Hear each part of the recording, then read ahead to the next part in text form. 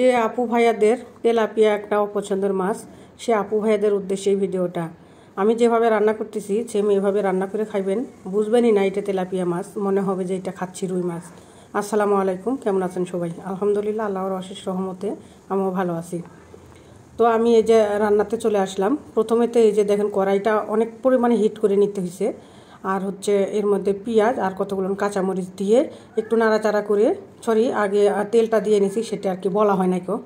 তো যাই হোক আর কি দিয়ে আর কি এখানে একটু নুন আর হচ্ছে হলুদ দিয়ে একটু ভাজা ভাজা করে নিলাম। নিয়ে এর মধ্যে এখন এই যে আগে থেকে কেটে ভালো মতো পরিষ্কার করে রাখছিলাম পটল আর আলু। এটা আপনাদের ভাইয়ের খুব পছন্দের একটা খাবার।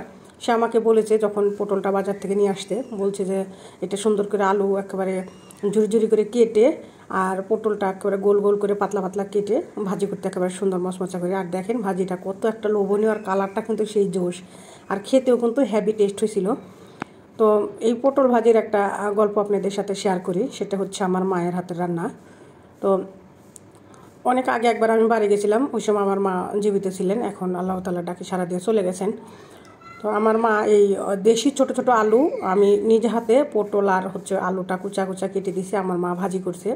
মনে হচ্ছিল যে ভাজি দিয়ে ভাত খাচ্ছি, মনে হচ্ছে যে গোস্তর একটা ফ্লেভার আসতেছিল, এতটাই টেস্ট হয়েছিল। কোনো দিন আর কি ওই ভাজিটার কথা বলতে পারবো না। মা বাবা যেহেতু এখনও বেঁচে নাই কেউ, সেক্ষেত্রে মায়ের হাতের রান্নার কথা তো কখনও ভোলা যায় না কেউ, বা যাবেও না। তার মধ্যে মনে হচ্ছিল যে উন্নত মানের একটা টেস্ট ওই ভাজির মধ্যে ছিল। তো যাই হোক, আমার মা বাবার জন্য সবাই দোয়া করবেন, আল্লাহ যেন আমার মা বাবাকে খুব ভালো রাখেন।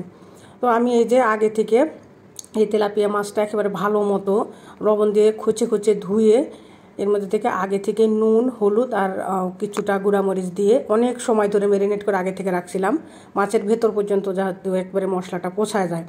তো দিয়ে এর মধ্যে আবার পেঁয়াজ মরিচ আর কাঁচামরিচ এগুলো দিয়ে ভেজে তারপরে পরিমাণ মতো সব ধরনের মশলা দিয়ে এই যে ভালো মতো ওই মাছটা দিয়ে একেবারে একটু পানি দিয়েও ভালো কষায় নিছি, যাতে মাছটার ভেতর পর্যন্ত ভালো মতো মশলাটা প্রবেশ করতে পারে।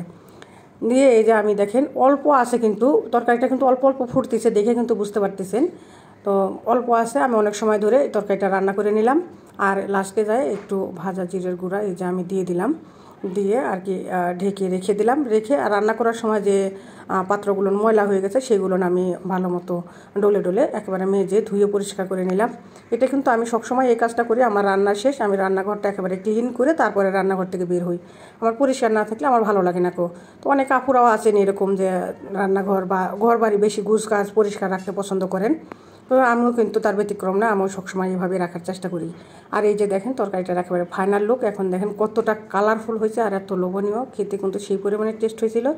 আপনাদের ভাইয়া তেলাপিয়া মাছ বেশি একটা পছন্দ করে না, তারপরে কিন্তু অনেক মজা করে খেয়েছে আর বলেছে যে কীভাবে রান্না করছো এই টিপস আমার যারা ফলোয়ার্স আছেন, যারা ভিউয়ার্স আছেন তাদের সাথে শেয়ার করার জন্য।